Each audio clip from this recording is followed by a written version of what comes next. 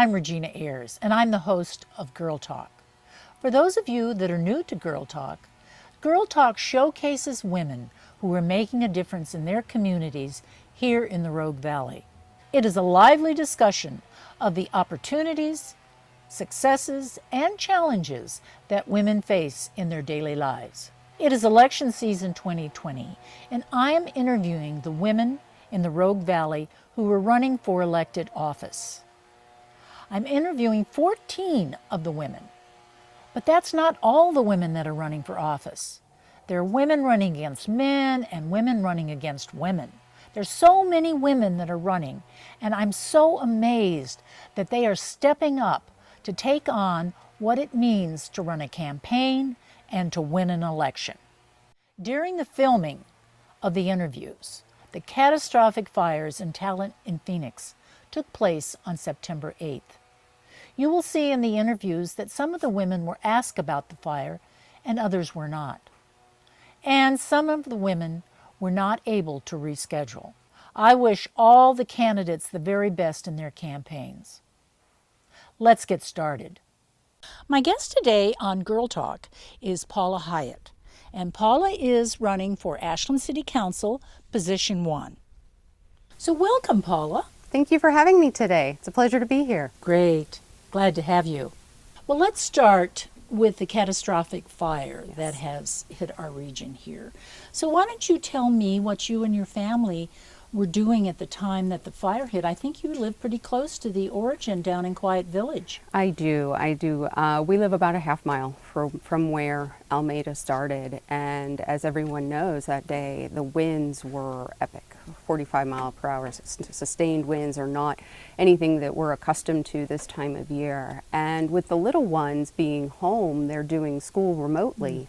So we had just wrapped up the first day of school, essentially. Nora Kate, my daughter, had finished her Zoom, had met her teacher, and as all good 6-year-olds, wanted lunch. So I'm standing preparing her lunch and making her sandwich, and I look up straight out the window, and we've got smoke plumes flying by the front window. And I was fortunate in the sense that my husband was home that day. He normally isn't. And I very quickly said, John, we've got smoke, we've got to move. And so my husband's very good at being prepared. He's a former Navy man. So we have a plan for everything. But we did actually have a plan for this type of an instance.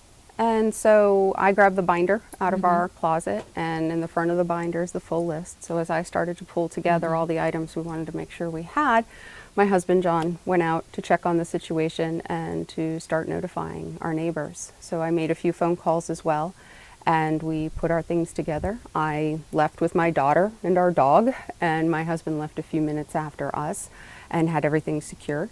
And then we came around. We were originally going to leave via Eagle Mill, but we were stopped and turned around rightfully. Already? Yeah, Okay. Already. They quickly What time turned was this? that down. Did you... I want to say between 11:30 and 12, Okay. but to be honest, it is a blur.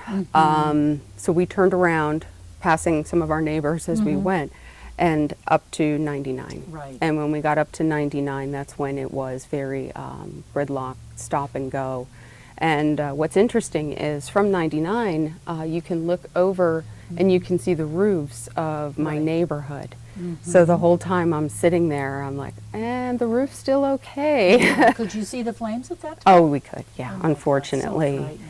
It's tough. My biggest concern is my kiddo, clearly. Yeah. She's 6, and how do you make sense of things when you Yeah. see the flames and you see the helicopters come in? But the one thing I really do want to say is from the time I saw smoke and we popped our head out the door, we were already hearing the sirens. We knew that our fire department was already responding. And what my husband and I both thought happened very quickly was the air support. We were shocked at how quick the helicopters got there. I know from the time that I made some phone calls to neighbors and the time that they actually received the Nixle, there was a difference of about, I think about 10 minutes. But I was surprised to see the helicopters and thrilled to see the helicopters there that fast. But it's sobering when you're stuck in traffic and in your rear view mirror you have that giant orange water bladder and you don't know what's happening, what direction it's going. And those that were in the direct path. I mean, we were blessed, we were lucky. But yeah, there are no good words, No. I think is what it boils down to. And I would also say that having evacuated before, this time was even more intense. So having something to compare it to, I will say that the residents of our valley really did have quite the challenge in front of them. So, yeah. So, well, if you're elected city councilor, we've got a big job ahead of us. We do. And how do you intend to work regionally with Talent and Phoenix, the two communities that have been really devastated, and also Medford, as well as the smaller communities up in the other fire area? So what is your plan to work with our partners? I love the question because that regional view, I think, is the only way to approach this. We can't look at Ashland on a standalone basis in this case. And I do feel that experience is an excellent teacher. So we will have a body of knowledge that we will need to comb through and look at where things worked and where things could be better. And with that information, I think then we have the right foundation to move forward and to make those improvements. It may be a little early at this point to have those specifics, but when we do, and we will, I think that that will be the foundation for the plan going forward. That would include things such as the warning system. I think Nixle did a fine job, but clearly there are areas where we need better integration. I'm hearing from Talent in Phoenix that folks didn't receive a call. In my house, the sheriff did knock. We did receive the Nixle. Yes, they were very quick in our neighborhood to let us know. But I'm hearing differing reports. So my experience was one of they were certainly managing and quick to respond, but again, 45-mile-an-hour sustained winds, it got big quick. And the only way to address that is in partnership with Jackson County, with Talent, Phoenix, Medford, and the like, because no one fire department's going to be able to handle that. I think pulling in our experts on this is going to be critical, not just from the firefighting perspective, but also from emergency management. There is so much that goes into an emergency response that is unsung and that we don't hear about. I also feel that with such acute experiences, there's a lot that happens in the days and weeks immediately after that is so vital and so important for the long-term success that we have to get that right. I lived in New York City during 9/11 and was front and center during that event. And I will say that there is a cycle. There is a methodology of addressing these types of events that help people and bring communities together. And we need to leverage lessons from others who have experienced such traumatic events and make sure that we take those lessons and pull them forward. So as I said, if I had to lay it out, experience is a great teacher. We want to take these lessons, use that as our foundation to move forward. We want to integrate with our local fire department and the fire departments of Talent, Phoenix, Medford, Jackson County, and the like. We want to look at improving our notification systems in the way we can. And the other thing we really need to make sure we do is that we bring our citizens along with us.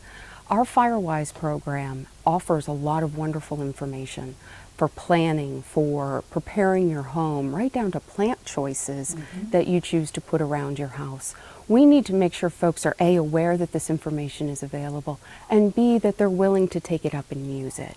I will say having that plan made our morning and getting out of the house much easier. I could not imagine if I didn't have a piece of paper thinking for me, essentially, in that moment. Yeah. So I really feel firmly about the planning, and I really feel firmly about a partnership. It's not just our first responders, but it's our first responders in continuum with our citizens, that together we take care of ourselves, we take care of each other, and then we can take care of our broader community. Thank you very much. Well, I've gone to your website, and you have very detailed information there about why you're running for office. Why don't you tell our audience why you are running for Ashland City Council? The reason I'm running is because I see significant challenges facing Ashland in the future, and that is not just for our city, but also for our businesses, our families, and our individual workers. My time on the Budget Committee has helped me study our budget to see where we have capabilities and limitations, and I truly want to be part of that solution. I feel that in my background, I have the foundation in my education, Bachelor's Business Administration, Finance and International Business from George Washington University. And then I completed my master's, my MBA, at SUNY Albany in New York. And in the midst of that time, I have also worked for companies including Lehman Brothers, Lockheed Martin, Express Scripts in the fields of investment banking, defense, and healthcare. So those experiences have helped propel me forward and taught me skills around project management, business development, financial analysis, budgeting, and the like. And then I would also say that in service to Ashland, I have just learned so much about our community in and of itself. I have been privileged to be part of our Economic, Cultural, Tourism, and Sustainability Grants Committee for the last 3 years, and I love the depth and breadth of our nonprofit organizations. They bring so much to our community and enrich our community in ways that it's always uplifting whenever I leave those meetings. So that's a joy to serve in that capacity. And likewise, the Budget Committee and my daughter and I, she's a riot. So she loves the green bags for the food project. And even though she's a little one, 6, she can still help me. She puts the little address stickers on all the cards, and she helps me set up the bags and gets all my paperwork ready and the binder. And so that's another service project that she and I love to do and that we can do together. And then I grab my dad and the two of us drive around and we pick up all the bags. So in terms of service to our community, I have grown to truly love Ashland and all that Ashland represents in the fabric of its community and its citizens. And then finally, I would say I am at that stage in my life where I'm a bit of a bridge. I have my young family that I'm raising. My daughter is 6. And then on the other side, I have my parents, 2 retired educators on a fixed income. So I see the needs of our retirees and I see the needs of our youth and our families. And it puts me in a very unique position to understand the demands and the resources necessary for both. And it is my hope and my goal to represent all of Ashland's residents, not just one specific group. And I think my experience and my time in my life right now help me to appreciate that. Well, it sounds like you have the expertise in order to be a real public servant to our community. It is my hope, and I will say my little one is a huge motivator. As you know, when all the kids came home in March, I was like, oh no, school from home, how are we going to make this happen? So we just started walking every morning, and it's amazing what questions my little one would come out with. And at that time, it was around the time of the primary in May, and the bond signs were up, and she would ask me, Mama, what are you going to vote? She's very curious, no problem asking these questions. So I told her at the time, I'm not for the bond. And I explained to her why. And then she saw a sign in a friend's yard that was for the bond, and she got so worried. Mom, can you still be friends? And it was like she cracked the door and I was going right through it. And I said to her, of course we can still be friends, because the whole point is that we disagree, but we're respectful of other people's positions. And I said to her, she loves blueberries. So I said, if your best friend didn't like blueberries, does that mean you can't play together? Oh, no, of course not, Mama. Of course we can still play together. So, just through that experience and that lens, it really showed me that, you got to be the example. You've got to be willing to step up. I can't tell her to take risks and not be willing to do the same myself. I can't tell her to volunteer for the causes that are important to her if she doesn't see her mom doing the same thing. And the real fun thing is she wants in, so she's a part of it with me. And it's been very special. Well, role modeling is crucial. And this is a good segue into my next question. You're the current chair of the Budget Committee, And as I understand it, that is all counselors, the mayor, and 6 citizens. Is that the makeup? It's 7 citizens. 7 citizens. So 14 members total. 14. That's a big group. It is. And I don't usually attend the budget meeting, but I went to one. You were talking about something that was of interest to me, and it got pretty heated. Yeah. And I guess I would like to understand or learn, have you learned from that experience? How will you take, you managed that conversation, you managed those 13 people and brought the meeting along. So what skills have you learned managing or being the chair of a large committee, a very important committee, that you'll bring to the city council? The budget committee members are very passionate about Ashland's financial sustainability, and I always look at groups of this size when you're trying to work with them in the context of where can we start where we all agree. And I do know that the membership cares greatly and wants to see Ashland's long-term success. How we get there may vary depending on who on the committee you're speaking to, but everyone in that membership certainly wants to see Ashland succeed long term. And it can get animated. There are times where I feel like I do need a whistle and a black and white striped jersey, but again, as I said, this is because people care. And we are very fortunate to have a body and a membership on this committee that really is passionate and cares about the outcome. What I took from that experience specifically is threefold. First, I learned an immense amount about running a public meeting and how public meetings work. With regard to the budget committee itself, the aspects of municipal budgeting, they're a little bit different than traditional budgeting. Totally accessible, able to be learned and picked up and explained, but they aren't always intuitive. Good example would be how we use enterprise funds, and I get into that on my website.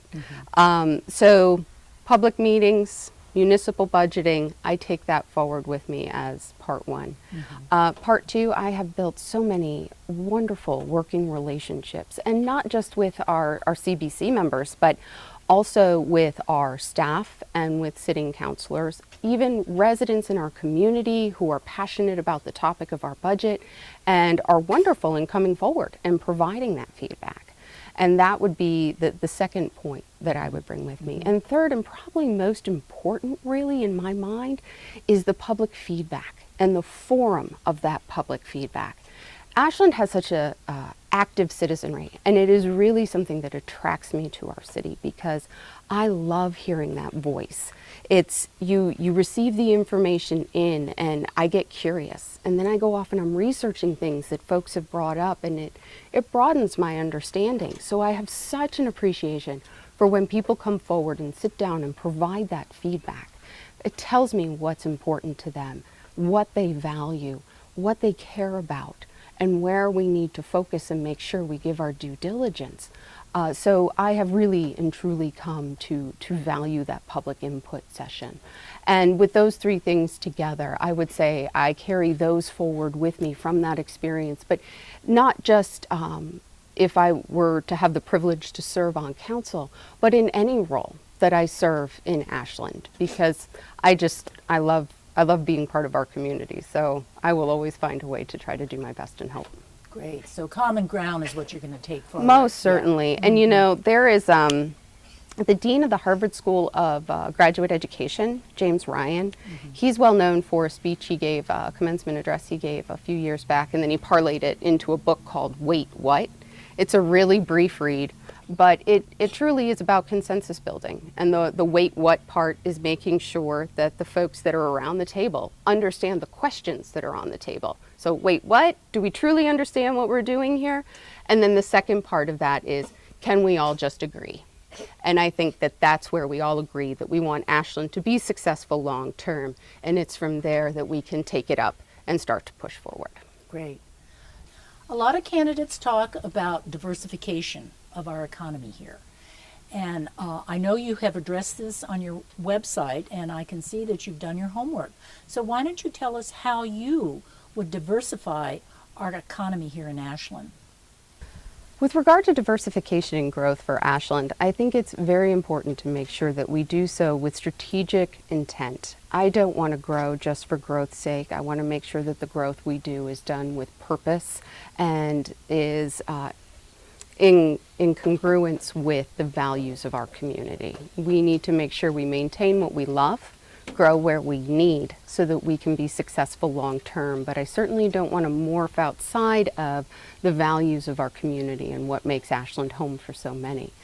Now, in terms of diversification, I see that across a multiple of swim lanes. So you're going to have your near term, your midterm, and your long term.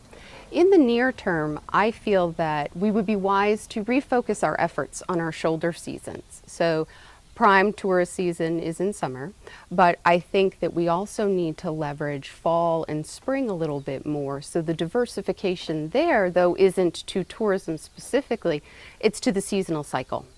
And aspects with the seasonal cycle that we can look at, a lot of times pre-COVID, our film festival would bring in a lot of people to our community in the springtime. Clearly with COVID, that is not as much of an option. But as I said, having served on our Economic, Cultural, Tourism, and Sustainability Grants Committee, we have a plethora of nonprofit organizations that leverage the beauty that is Ashland, our trail system, the great outdoors. And one of those is actually our friends who are big mountain bikers. And they like to use our trails, specifically in fall and the spring. We have people who do come into town, make use of our hotels, bed and breakfasts and the like, grab a cup of coffee before they head up, ride the ride, come down, maybe a beer and a piece of pizza or whatever floats their boat. When they finish, if they have a mechanical or some type of a gear need, we have over a half a dozen different bike shops in town that can help, that can help them with their needs. So these types of avenues are open to us in bolstering our shoulder season and diversifying the look of our tourism. It's important that we don't abandon our core competency. I feel that we are very good in the tourism realm, and it is something that has sustained us, and we have business owners here who have built their livelihoods around that. We do not turn our back on that. I say we use that, we build it up, we diversify it in terms of the seasonal cycle, because those entities actually make up our local sector. And the local sector is very important for the midterm stage of diversification and growth. With regards to the midterm, we need to look at our traded sector business. So traded sector businesses are businesses here locally centered who make products or develop products that they sell outside of our valley. And then the money comes back here to Ashland and is used and spent, at least in part, within our own community. We have many traded sector businesses here in Ashland already. And I know that the state of Oregon has programs that are available to help grow traded sector businesses. So in the midterm, I would like to see us work with our traded sector that's here, help them grow 5–10%, help bring in those revenues that sustain those traded sector companies. Companies such as Blue Marble, which is a toy company here in town, an educational toy company, which is very popular at this point in time. You consider all the kids are home, and especially with you. I know, with them being on the screen, it's like, what other alternatives? So we want to see them succeed and grow according to their business plans, and I do see a role for the city in that. And with growing your traded sector, there's an Italian economist, his last name I think is Moretti, but he states that for each traded sector job you bring, there's a multiplying effect on your local sector. You can get greater than 2 jobs on the local for 1 on the traded sector. And when I say local, I certainly don't want it to sound like a hierarchy, because it isn't. It's a very symbiotic cycle of a relationship. So when you think local sector, you think your healthcare. Your healthcare is made and produced and consumed here in the valley, just as meals would be or a haircut might be. But that is all your local sector. And then again, the traded sector, that's where the goods are sold elsewhere, the money comes back into the community, and they start to work together. So as you build your local sector and your community becomes more attractive, the traded sector is able to recruit more, bring more people in to help grow and sustain their business. So they do very much work together. And then I would say long term, we also in the traded sector have business services. Your public relations folks, your engineering consultants, and other consultancies of many kinds, where these folks can live and work here. We have learned from COVID-19 to stretch our minds a little bit about what the workplace looks like. It may look like a desk in our home. It may look like our coffee table. It takes on many new meanings. I know for me, it's the island in the kitchen. So with that, we can work very productively from home. We can bring people into Ashland who are business services, traded sector professionals who can work and live and thrive here within our community and bring those resources that they are producing and sending outside of our valley back into our valley in the long term. And then I would put all of that under a nice little umbrella of the Rogue Valley. As we said when we started our conversation about our response to the fire, I really think that economically, Ashland can't go it alone. We need to be a good partner within the whole Rogue Valley. Because again, we pull people into our community from regional and beyond, so we certainly want to make sure that we keep an eye to the broader spectrum as well. Let's talk about water. Now, recently I read an article in the paper that said that the master water plan had been approved by the existing council. Now, that's a document that's living, breathing, but it is a set of guidelines that we will be living with for 10 years. And what it said in that report was that we can anticipate over the long haul a 4% increase in our water rates.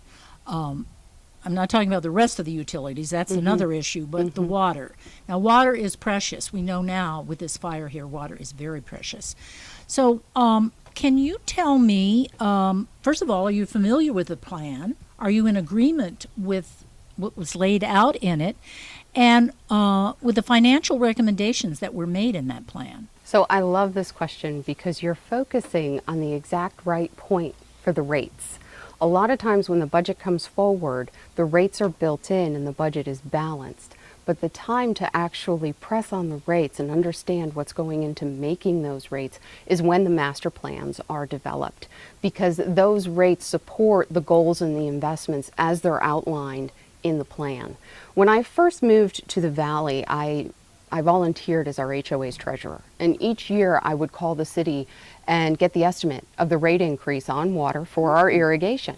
And at that time, each year I would call, the answer was always 4%.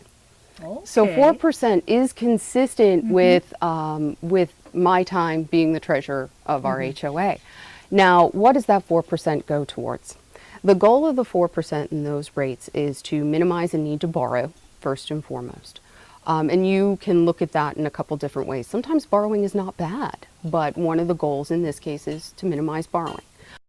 Second is to do capital project improvement and investments, specifically around aged pipes or pipes that are incorrectly or undersized. One important thing to note when they're doing some of those pipe changes, my understanding from the plan is they're trying to make sure they have the right pipes in place for pressurization guidance and also for fire flow specifications. And that is something that clearly over the last few weeks, a week and a half, we realize the importance and the fact that the master plan calls it out as a need. And I do feel that it's something that will deserve our focus and our attention going forward. So those rates and our SDCs, which are system development charges, fund those types of improvements and investments. And then third is the maintenance of a reserve. So the reserve within the water fund, again, my understanding is 2 months of revenues and a year of debt service. And that reserve is in place to help with regard to things that might crop up that are unexpected. and the like. So those are the three things that support the reason why we have that 4% rate. So do I agree with it in terms of adoption of the plan? I would say conceptually, how it's laid out and the drivers of that cost all make sense to me. I can appreciate the thought that has gone into that. I did not personally have the opportunity to press on the assumptions and the recommendations, so I cannot say that I would be for or against because I didn't have the time or input into the process. Now, there's been a lot of discussion about ACES, which is the local PAC, and that is the Ashland Citizens for Sustainability. And they have asked all the candidates, the mayors and councilors, to sign a pledge that I read. It seems pretty straightforward. It seems reasonable. So my question is, have you signed the pledge? And if so, why? And if not, why? I have not signed the pledge. One of the key reasons I have not signed it is because I feel that through my voting record, I have tangible action that I can point to where I have taken votes and made votes that support the tenets that are in those that are in that pledge, specifically around raising taxes and fees. In 2017, the Budget Committee took a vote and I voted not to raise our property tax, a tangible action that supports the tenet. Similarly, in 2019, I voted against the budget. I didn't feel that we had gone far enough with regard to sustainability long term, and I voted no against the budget. So again, with regard to sustainability, that is a tenet in the pledge. So through these actions, I prove that I feel these are important topics, and topics that I'm willing not only to say I will do, but that I have in fact done. And I also feel that it is important for me personally to be independent and objective. And I cannot be independent and objective if I have pledged to one specific group. We have seen the need in the last week and a half for being adaptable and having things that come up that require attention and a change in the paradigm and how we look at things. And I want to make sure that I can be adaptable, that I can be independent, that I can be objective. And most importantly, as I said in why I'm running, I want to represent all Ashland's residents, not just one specific group. This is another question about ACES. They've raised the concern that for a town of 21,000 people, we have a lot of employees. And I know we own our own utilities and our fiber network, and that is justification for the number of employees that we may have. But on your website, which is very good, Thank you. There are two budget issues that you called out, PERS and healthcare, that might be able to address the expense that we have with the number of employees. Can you explain that? With regard to the budget, our personnel is truly one of the biggest cost drivers, and it is not strictly just the take-home salary. We have to look at our health care benefits, and we also have to look at PERS. So with regard to health care has been increasing year over year 5 to 6% for quite some time now, and Ashland is not unique in facing this challenge. Large corporations, Amazon, Berkshire Hathaway, they too face similar things, so much so that they're trying to bring their health care in-house. Clearly, as a municipality, we don't have that option, but what we can do is look at our plan design and how we offer the plan to our employees and how the cost sharing is set up. I do feel, though, that healthcare long-term is something that we're going to have to be very focused on, because the drivers of it include chronic disease, drug benefit, and also greater utilization of the mental health benefit, which is a wonderful thing, frankly, but that's a different topic. So these three drivers are going to be persistent. They're not going to go away. And they're actually thinking now with COVID that the growth rate this year on cost was about 4%, but it may balloon once people who have been avoiding care actually go and take advantage of that care. So healthcare costs are not going away. They're going to continue to be at issue for our city. Similarly, PERS. PERS is a defined benefit that comes to us from the state level. So the city of Ashland does not have any control over the full amount. And there are two parts to PERS. If I were the employee, there would be my retirement being an existing employee, but then there's also a portion for the unfunded liability that is part of PERS, our Tier 1 and Tier 2 municipal employees and state employees.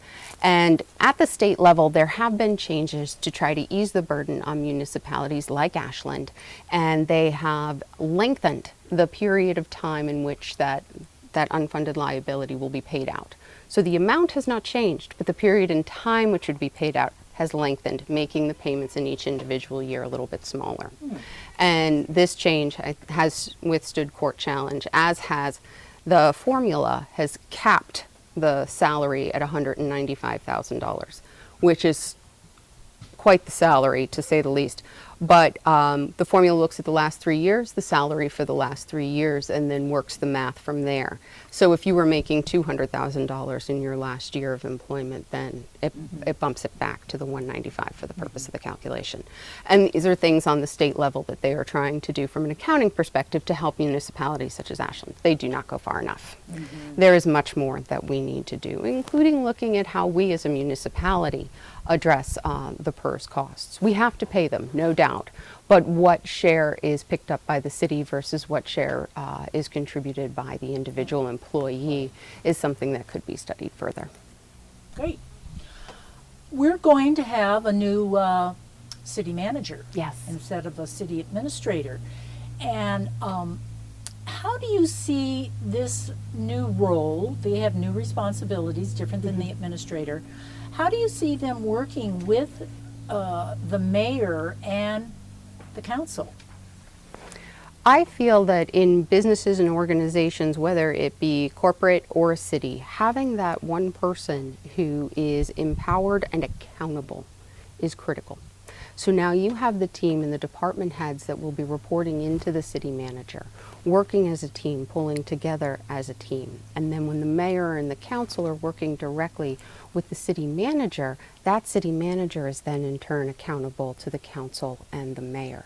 And I feel that that type of a dynamic empowers our city manager to take the guidance from the governing body and put it into effect, leveraging their resources, being the department heads and those that report into him, in a cohesive manner that allows them to better attain the directives and the goals that are set forth by our mayor and our council.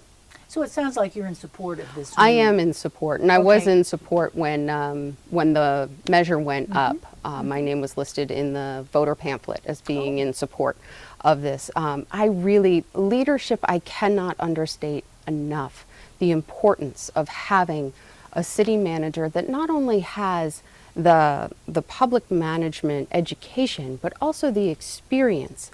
Some may say we're a city of 20,000, but we're going to need a city manager that understands the infrastructure that we have here in Ashland, and it is significant. And then they also need to be a good fit for us as a community. I mean, Ashland is unique and a vibrant place to be, and we need someone who can appreciate that and balance that with what we have, as I said, as an infrastructure for our city and the involvement of our citizenry. You got to be able to do both. So I feel very passionately that the city manager has to bring forward that right leadership so that we're all pulling together in the same direction so that we can accomplish some of these big tasks that we do have ahead of us. Okay. This is a specific Girl Talk question.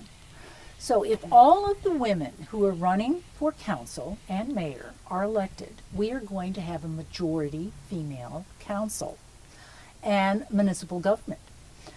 So how do you think the dynamics may change on the city council with a majority female?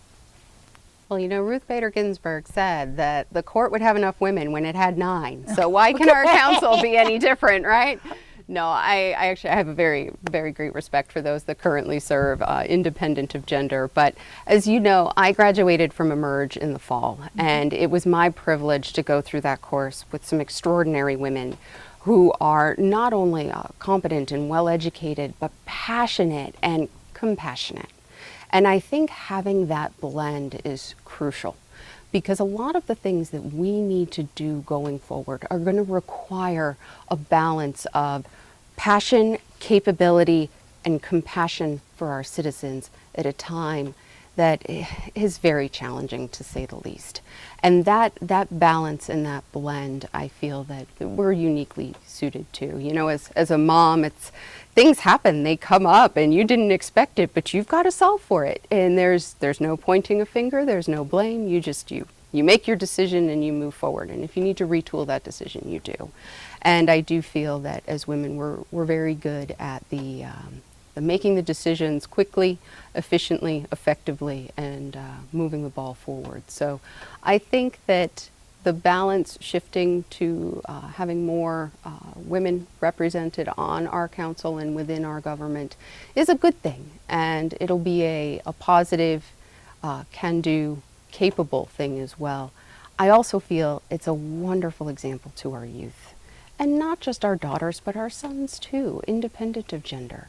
Because as women, we are stepping up. We are taking on these roles, and we need to work together with our male counterparts. So how better than for our sons and daughters to see this happening with their parents, their aunts, their mom's best friend, and the like. It's that example, like we talked about in the beginning, that I think will carry us forward as a community to a good place. Well, I totally agree with you. Thank you. So would you like to make some closing remarks to the audience? Well, first I want to thank you for taking the time to do these interviews with the many wonderful women who have come forward to run this year. It is truly incredible and inspiring to see so many women stepping forward and running these races. I also want to thank our community, because in my conversations across this campaign, I have met so many wonderful Ashlanders, and I am continually inspired by their knowledge and their ideas. We have such a wealth of intellect and problem solvers that I'm really encouraged going forward. And I think right now is a time where we really need that hope, and being able to call on the people within our community to do the work that we need to do in the coming weeks and months. And I would say that serving in our various committees has been a privilege for me. It truly has been. I can think of no better place to raise my daughter, and it would be a privilege to continue to serve in any capacity, whether it be on the council or continue on the budget committee. I love Ashland, and I want to continue to be a part of Ashland and be a community servant within Ashland. And I thank you for letting me share my ideas with you here today. Well, thank you so much for being on Girl Talk today, and I wish you the best with your campaign. Thank you. Thank you very much. This series showcases women who are running for elected office in 2020. I hope that you learn something about why they're running, who they are, and whether you'll be able to support them when you vote on November 3rd. Now more than ever, we need leaders who are up to the task of rebuilding our communities. Leaders who can create the strategies, execute the plans, and take us all forward to a more hopeful future. Whether you vote for these women or not, remember to vote on November 3rd. Girl Talk can be seen on Channel 15 on Ashland Home Net, or Channel 182 on Spectrum, or always on demand at rvtv.sou.edu. You can also watch Girl Talk on my Regina Ayers YouTube channel for all Girl Talk episodes. I'm Regina Ayers, and thanks for joining me on Girl Talk. Girl Talk, Girl Talk. What's better than Girl Talk? Girl Talk, Girl Talk. What's better than Girl Talk? Chat with the ladies about their day, the ups and downs along the way. She's a cook, she's a chauffeur, she's a worker bee. First in the door and last to leave. Girl Talk, Girl Talk. What's better than Girl Talk? Girl Talk, Girl Talk. What's better than Girl Talk?